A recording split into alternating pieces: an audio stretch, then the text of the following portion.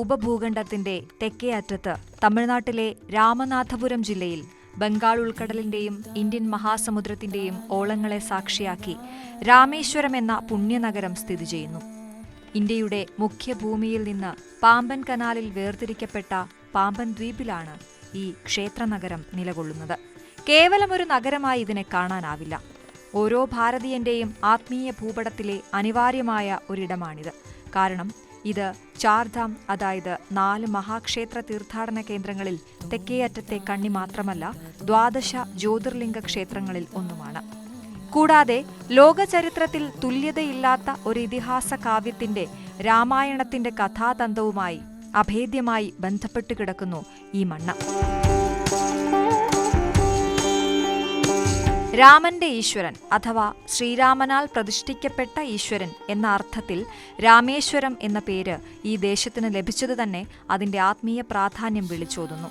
രാവണവധത്തിലൂടെ തനിക്ക് ബാധിച്ച ബ്രഹ്മഹത്യാ പാപം തീർക്കാൻ ശ്രീരാമൻ സ്വയം ശിവലിംഗ പ്രതിഷ്ഠ നടത്തി പൂജിച്ച പുണ്യസ്ഥലമാണിത്. ഈ പശ്ചാത്തലത്തിൽ രാമേശ്വരം കേവലം ഒരു ശിവക്ഷേത്രം എന്നതിലുപരി ശൈവ വൈഷ്ണവ ഭേദ ചിന്തകൾക്കപ്പുറം ഭാരതീയ ഹൈന്ദവ ദർശനത്തിന്റെ ഐക്യത്തെയും സമഗ്രതയെയും അടയാളപ്പെടുത്തുന്ന ഒരു മഹാസംഗമഭൂമിയായി മാറുന്നു. രാമേശ്വരം ക്ഷേത്രത്തിന്റെ ഉത്ഭവകഥ ഭക്തിയുടെയും കർമ്മഫലത്തെക്കുറിച്ചുള്ള ബോധ്യത്തിന്റെയും ഉദാത്തമായ ദർശനമാണ് നൽകുന്നത്. രാവണൻ എന്ന ബ്രാഹ്മണനെ വധിച്ചതിലൂടെ ശ്രീരാമന് ബ്രഹ്മഹത്യാപാപം ബാധിച്ചു എന്നാണ് ഐതിഹ്യം. ഈ പാപം നീക്കാനുള്ള മാർഗമായി മഹർഷിയായ അഗസ്ത്യൻ ശ്രീരാമനോട് ശിവലിംഗ പ്രതിഷ്ഠ നടത്തി മഹേശ്വര പ്രീതി നേടാൻ ഉപദേശിച്ചു. പ്രതിഷ്ഠാമുഹൂർത്തം കുറിച്ചപ്പോൾ കൈലാസത്തിൽ നിന്ന് ഉചിതമായ ശിവലിംഗം കൊണ്ടുവരാനുള്ള ചുമതല മഹാബലവാനായ ഹനുമാനെ ഏൽപ്പിച്ചു. എന്നാൽ കൃത്യസമയമായിട്ടും ഹനുമാൻ തിരിച്ചെത്തിയില്ല.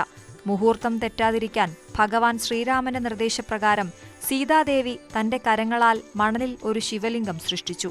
ഇതാണ് രാമനാഥസ്വാമി എന്ന പേരിൽ ഇന്ന് പൂജിക്കപ്പെടുന്ന പ്രധാന ശിവലിംഗം. ശിവലിംഗവുമായി തിരിച്ചെത്തിയ ഹനുമാൻ പൂജ കഴിഞ്ഞതറിഞ്ഞ് ദുഃഖിതനായി. അദ്ദേഹത്തെ ആശ്വസിപ്പിക്കാനും ഭക്തന്റെ ഭക്തിക്ക് പ്രാധാന്യം നൽകാനും ശ്രീരാമൻ ഒരു കൽപ്പന പുറപ്പെടുവിച്ചു. ഹനുമാൻ കൊണ്ടുവന്ന ശിവലിംഗം രാമനാഥസ്വാമി ലിംഗത്തിന് അടുത്തായി പ്രതിഷ്ഠിക്കണം. മാത്രമല്ല, ഭക്തർ ആദ്യം വിശ്വനാഥലിംഗത്തെ വണങ്ങിയ ശേഷമേ രാമനാഥലിംഗത്തെ വണങ്ങാവൂ എന്നും കൽപ്പിച്ചു. ഇവിടെ ശ്രീരാമൻ സ്ഥാപിച്ച കീഴ്വഴക്കം ശ്രദ്ധേയമാണ്. താൻ പ്രതിഷ്ഠിച്ച ലിംഗത്തേക്കാൾ പ്രാധാന്യം ഭക്തന്റെ അതിയായ ഭക്തിയുടെ ഫലമായി വന്ന ലിംഗത്തിന് നൽകാൻ അദ്ദേഹം തയ്യാറായില്ല. ഇത് രാമേശ്വരത്തെ കേവലം ഒരു തീർത്ഥാടന കേന്ദ്രത്തിൽ നിന്ന് ഭക്തിയുടെയും കർമ്മഫല സിദ്ധാന്തത്തിന്റെയും സജീവമായ ഒരു ഉദാഹരണമായി മാറുന്നു.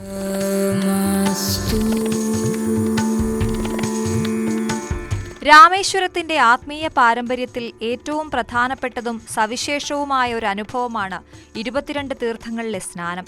ക്ഷേത്രത്തിനുള്ളിലെ ഈ പവിത്ര കുണ്ഡങ്ങളിലെ ജലത്തിലുള്ള സ്നാനം മോക്ഷദായകവും സർവ്വപാപങ്ങളും കഴുകിക്കളയുന്നതുമായി ഭക്തർ വിശ്വസിക്കുന്നു. തീർത്ഥാടനത്തിന്റെ പരമമായ ലക്ഷ്യങ്ങളിലൊന്നാണ് ഇവിടെ പൂർത്തിയാകുന്നത്. ക്ഷേത്ര ജീവനക്കാർ ഓരോ തീർത്ഥത്തിൽ നിന്നും ജലം കോരി ഭക്തരുടെ ശിരസിലൊഴിച്ച് സ്നാനം ചെയ്യിക്കുന്ന രീതി ഇന്നും തുടർന്നു പോരുന്നു. ഓരോ തീർത്ഥത്തിനും അതിൻ്റെതായ ഐതിഹ്യവും ഗുണഫലങ്ങളുമുണ്ട്. അവയുടെ പേരുകൾ തന്നെ ഇതിലേക്ക് വെളിച്ചം വീശുന്നു. രാമേശ്വരം ക്ഷേത്രത്തിലെ മഹാലക്ഷ്മി, സാവിത്രി, ഗായത്രി, സരസ്വതി എന്നീ തീർത്ഥങ്ങളിൽ സ്നാനം ചെയ്യുന്നത് അതത് ദേവതകളുടെ അനുഗ്രഹം നേടാൻ സഹായിക്കുന്നു. സൂര്യചന്ദ്ര തീർത്ഥങ്ങളിലെ സ്നാനത്തിലൂടെ ഗ്രഹദോഷങ്ങൾ പരിഹരിക്കുകയും ഗംഗ, യമുന, ഗയാ തീർത്ഥങ്ങളിലെ മുങ്ങിക്കുളി ഭാരതത്തിലെ പ്രധാന പുണ്യനദികളിലും തീർത്ഥങ്ങളിലും സ്നാനം ചെയ്യുന്നതിന്റെ ഫലം നൽകുകയും ചെയ്യുന്നു. ഇതിലെ ബ്രഹ്മഹത്യാ വിമോചന തീർത്ഥം രാവണവധത്തിനു ശേഷം ശ്രീരാമന് ബാധിച്ച പാപം തീർത്തതിന്റെ പ്രതീകമായി ബ്രഹ്മഹത്യാദോഷം മാറ്റാനായി കണക്കാക്കപ്പെടുന്നു. കൂടാതെ സർവ്വ കോടി തീർത്ഥങ്ങൾ എല്ലാ ദോഷങ്ങളും നീങ്ങി കോടി പുണ്യം ലഭിക്കുന്നതിനായി ഭക്തരെ സഹായിക്കുന്നു.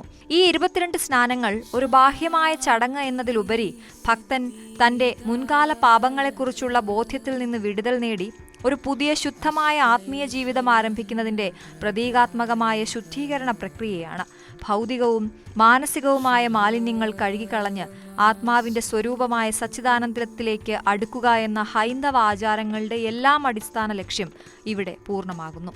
രാമേശ്വരത്തിന്റെ ഭൂമിശാസ്ത്രപരമായ പ്രാധാന്യം ഏറ്റവും പ്രകടമാകുന്ന സ്ഥലമാണ് ധനുഷ്കോടി. ഇന്ത്യൻ ഉപദ്വീപിൽ നിന്ന് ശ്രീലങ്കയിലേക്ക് വാനരസേനയുടെ സഹായത്തോടെ ശ്രീരാമൻ പാലം പണിതു എന്ന് വിശ്വസിക്കപ്പെടുന്ന സ്ഥലമാണിത്. രാമായണത്തിൽ ഈ ചരിത്ര സംഭവം സേതുബന്ധനം എന്നറിയപ്പെടുന്നു. നിലവിൽ കാണപ്പെടുന്ന കടലിനടിയിലെ ശിലാപാതയുടെ ഭാഗം രാമസേതു എന്ന പേരിലാണ് ലോകമെമ്പാടും അറിയുന്നത്. ധനുസിന്റെ അറ്റം എന്നർത്ഥം വരുന്ന ധനുഷ്കോടി എന്ന സ്ഥലനാമത്തിന്റെ ഉത്ഭവം രാമായണ കഥയുമായി അടുത്ത ബന്ധം പുലർത്തുന്നു.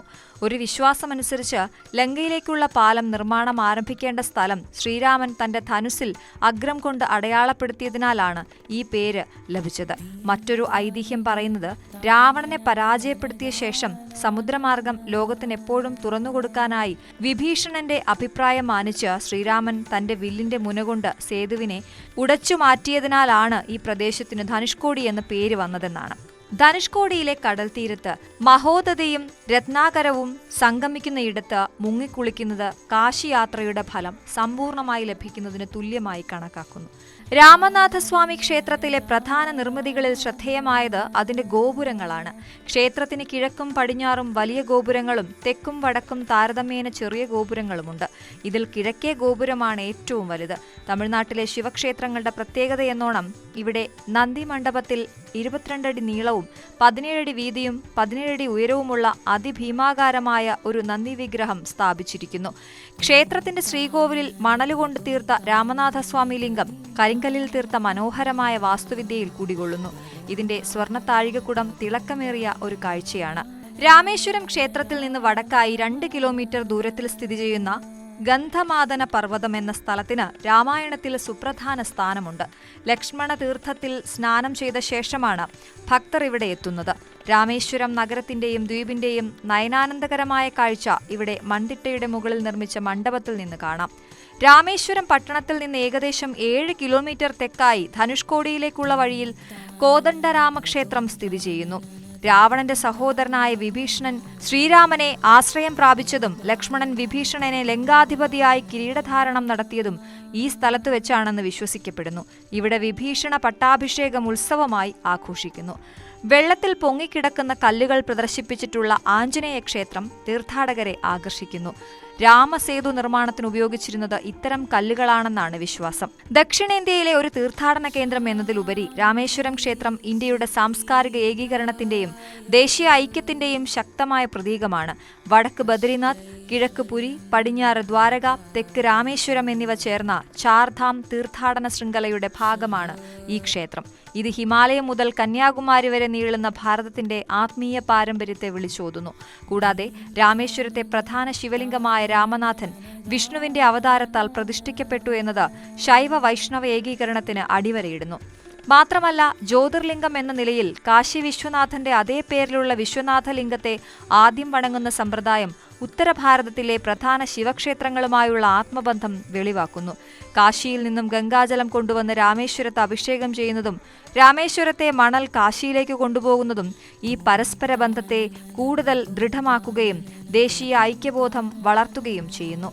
രാമേശ്വരം നമുക്ക് നൽകുന്ന സന്ദേശം ജീവിതത്തിലെ എല്ലാ പ്രശ്നങ്ങൾക്കും ദുരിതങ്ങൾക്കും പാപങ്ങൾക്കും പരിഹാരമുണ്ട് എന്നതാണ്.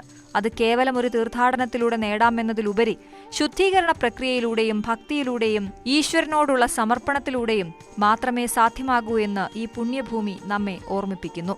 രാമേശ്വരം രാമനാഥസ്വാമി ക്ഷേത്ര ദർശനം കേവലം ഒരു യാത്രയല്ല, അത് ഒരു ആത്മീയ തീർത്ഥാടനം തന്നെയാണ്.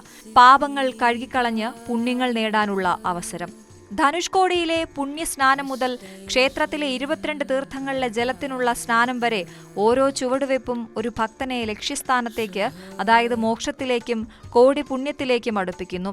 ശ്രീരാമന്റെ മാനുഷികമായ പരിമിതികളും പാപബോധവും അതിലൂടെ അദ്ദേഹം കൈവരിച്ച ഈശ്വരത്വവുമാണ് രാമേശ്വരം നമുക്ക് നൽകുന്ന ദർശനം.